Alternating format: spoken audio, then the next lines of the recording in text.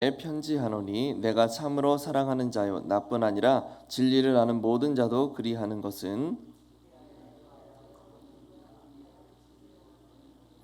은혜와 긍휼과 평강이 하나님 아버지와 아버지의 아들 예수 그리스도께로부터 진리의 사랑 가운데서 우리와 함께 있으리라. 계명대로 진리를 행하는 자를 내가 보니 심히 기쁘도다. 부녀여 내가 이제 내게 구하노니 서로 사랑하자. 이는 새 계명같이 내게 쓰는 것이 아니요 처음부터 우리가 가진 것이라. 이것이니 우리가 계명을 따라 행하는 것이요 계명은 이것이니 너희가 처음부터 들은 바와 같이 그 가운데서 행하라 하심이라. 아멘. 사도 요한은 택하심을 받은 부녀와 그의 자녀들에게 다시금 편지를 합니다. 인사말을 건넨 후에 그 자녀들 중에 아버지의 계명대로 진리를 따라 행하는 자들이 있다라는 소식을 듣고 자신이 지금 매우 기쁜 상태다라고 그렇게 이야기하죠. 이어서 이번 편지에서도 서로 사랑하기를 이야기하면서 주님께서 처음부터 명하셨던 것이 바로 이것이다라고 그렇게 밝히고 있습니다. 내용 관찰입니다. 사도 요한은 성도들의 어떤 모습을 보며 기쁘다고 이야기합니까? 4절에서 이야기하죠. 자녀들 중에 아버지께 받은 계명대로 진리를 잘 행하는 자들을 보면서 내가 기쁘다라고 그렇게 이야기하고 있어요. 내용 관찰 2번입니다. 요한이 성도들에게 순종하기를 요청하는 계명은 무엇입니까? 5절이에요. 서로 사랑하는 계명으로 서로 사랑하라는 계명으로 이 사랑의 계명은 처음부터 사도들이 가르쳤던 것이다 라고 이야기를 하고 있습니다. 연구와 묵상으로 바로 넘어가서 요한이 두 번째 편지를 시작하면서 가장 먼저 서로 사랑해라 라고 그렇게 이야기하는 이유는 무엇입니까? 이에 대한 답변은 두 가지로 살펴볼 수 있습니다. 첫 번째로 요한 1서에서 이야기했던 교리적인 이유예요. 사도 요한은 앞에 편지에서 서로 사랑할 것을 이야기하면서 그 이유를 설명을 하는데 서로 사랑하는 것을 통하여서 내가 하나님께 속하였다라는 사실을 증명할 수 있기 때문이다라고 그렇게 이야기를 했었습니다.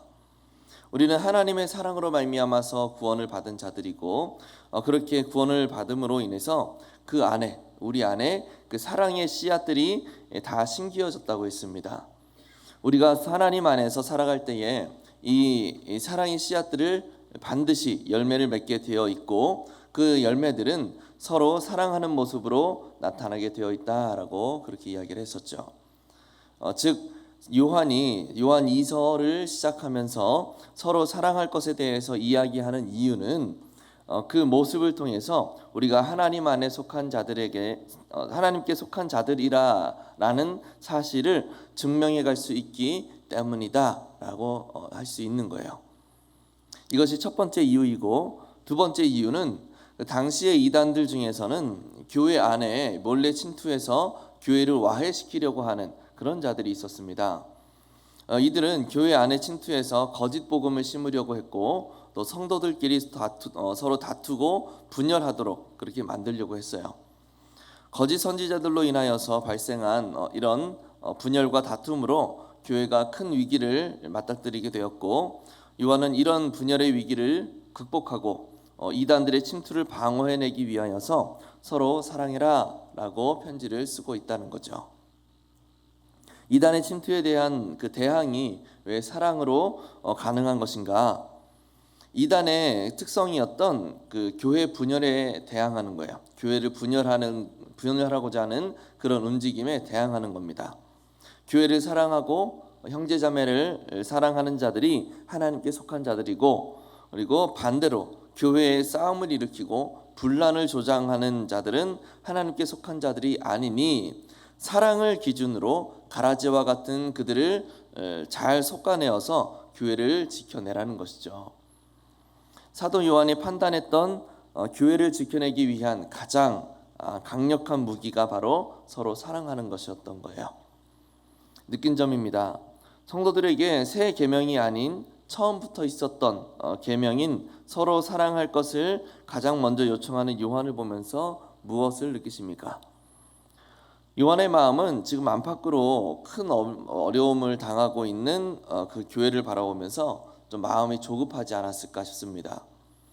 우리 성도들이 이 어려움을 잘 극복해내야 될 텐데, 사랑으로 더욱 단단하게 연합해야 될 텐데, 온전한 진리로 더욱 굳세게 무장해야 될 텐데, 그래야 이 어려움을 잘 극복해낼 수 있을 텐데 라는 그런 걱정과 근심이죠.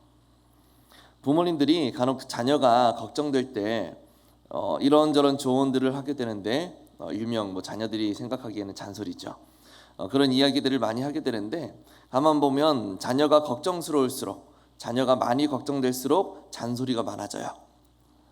이럴 때는 이렇게 해야지, 저럴 때는 저렇게 해야지, 그거는 그게 아니라 이게 맞지, 저게 맞지 하면서 자녀들의 삶이 더 평안하고 또 잘 이루어질 수 있는 방법들을 여러 방면으로 제시를 한단 말이에요. 마찬가지로 사도 요한은 지금 자신이 섬기던 교회가 안팎으로 큰 위험을 맞닥뜨리게 됐습니다. 많은 어려움을 겪고 있어요. 그래서 세세하게 조언을 해주고 싶지 않았을까 싶은 마음이 듭니다. 싶은 생각이 드는 거예요. 이럴 때는 이렇게 하고 저럴 때는 저렇게 하고, 그러면서 교회의 분열과 교리적 도전 앞에서 어떻게 해야 할지를 그 교회 성도들에게 세세하게 그렇게 이야기를 해줘서 좀 그들이 이 어려움을 잘 극복해낼 수 있도록 해주고 싶다라는 그런 마음이 들었을 거란 말이죠. 불안하니까. 그런데 그런 여러 곁가지 권면들은 다 제쳐놓고 딱 한 가지만을 이야기를 하고 있는 겁니다. 그게 무엇이냐면 바로 서로 사랑하라라는 거죠. 교회의 어려움을 극복하기 위한 핵심이 바로 서로 사랑하는 것에 있다고 사도 요한은 판단한 겁니다. 적용입니다. 사랑의 계명에 순종해서 내 성향과 기준에 맞지 않는 사람과 하나 되는 은혜를 누린 적이 있다면 언제입니까? 앞에서 이야기한 바와 같이 사랑은 교회 공동체를 지키고 굳건하게 만드는 가장 핵심적인 요소입니다. 이것을 다시 말하면, 나에게 형제자매를 사랑하는 모습이 보이지 않으면 나로 인하여 공동체가 어려움을 당할 수 있다는 거예요. 이것은 하나님 앞에서 매우 슬픈 일이죠.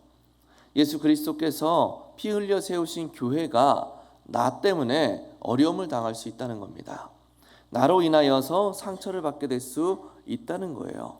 참 애석한 일이죠. 하지만 사랑의 모습들이 나에게 나타나기 시작했을 때는 힘들고 어려움 가운데 있는 교회가 다시 일어설 수 있는 주춧돌이 될 수도 있는 겁니다. 그렇게 나의 사랑을 통해서 우리 교회나 또는 구역이나 순모임 등이 화목하게 세워졌던 경험이 있으신가요? 우리가 하나님 안에서 거하는 자들이라면 이런 현상들이 늘 나타나게 될 거예요. 그렇다면 이런 사랑을 통한 하나됨의 현상들이 나타나도록 하기 위해서 우리는 구체적으로 무엇을 결단할 수 있겠습니까? 그러려면 구역원들에게 한번 연락을 한 번씩 해보는 것은 또 어떨까 싶습니다. 이번에는 구역장님들께서 잘 해주고 계시지만, 성도들이 한 구역 안에 편성된다라는 것은 그 안에서 하나님 나라를 잘 이루어가라 라고 하시는 하나님의 뜻이 또 있지 않겠습니까? 그러려면 구역장님들만 관심을 갖고 연락을 해서는 안 될 거예요. 구역장님들께서는 열심히 구역원들을 잘 섬겨주셔야만 되고, 또 구역원들 간에도 서로 사랑해야 사랑으로 섬겨주는 모습이 있어야 그 구역 안에 하나님의 나라가 잘 세워질 수 있지 않겠습니까? 그런 의미에서 서로 구역원 안에서 짝을 지정해서 서로 이렇게 한 번씩 연락을 한번 해보는 거예요. 제자 훈련 하시는 분들은 그렇게 하고 계셨다고 이제 이야기를 들은 바가 있습니다. 서로 이제 짝을 지어서 잘 지내는지, 기도 제목은 또 있는지, 그런 것들을 한번 이야기 나눠보는 거죠. 이것을 주님 안에서 영적 교제를 이루어가는 겁니다. 구역장님들께서 한번 구역원들을 한번 짝을 지어주셔서 한번 그렇게 해보시면 아마 처음에는 좀 어색하겠죠. 좀 어색하고 힘들 거예요. 그렇지만 그 안에서 분명히 하나님의 도우심이 있을 겁니다. 영적인 교제가 이루어질 수 있도록 하시는 하나님의 도우심. 구역뿐만 아니라 우리 길동교회 공동체 안에서 이런 영적 교제의 회복이 일어나야 될 겁니다. 작게는 순모임이 활성화되어서 그 안에서 영적 교제가 일어날 수 깊은 영적 교제가 일어날 수 있어야 할 것이고, 넓게는 우리 길동교회 전체가 주님 안에서 서로 사랑으로 든든하게 세워져가는 모습들이 보여야만 할 거예요. 그런 모습들이 우리 공동체 안에서 많이 나타날 수 있기를 바랍니다.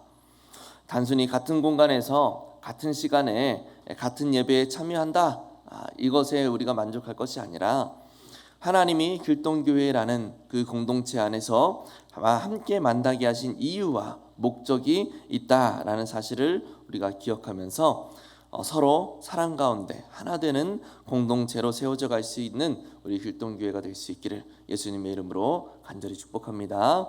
기도하겠습니다.